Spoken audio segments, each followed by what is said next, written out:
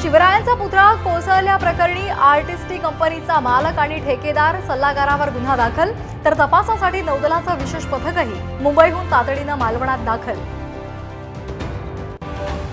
3 वर्षांचं काम 6 महिन्यांमध्ये केलं। शिवरायांचा पुतळा कोसळल्यानंतर मूर्तिकाराची मुलाखत, जितेंद्र आव्हाडांकडून ट्विट।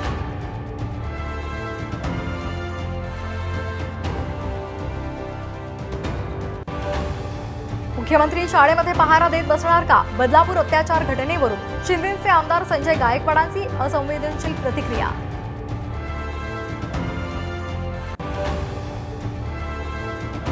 इतर योजनांचा निधी लाडक्या बहिणीसाठी वळवल्याचा आरोप, निधी अभावी अनेक योजना ठप्प।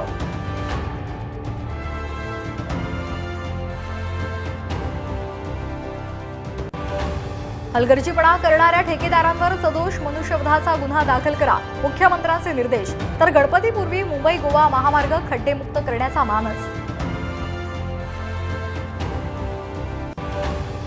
देशभरात गोकुळाष्टमीचा उत्साह, मथुरेसह महाराष्ट्रातही कृष्ण जन्माचं स्वागत। आज राज्यामध्ये रंगणार दहीहंडीचा थरार।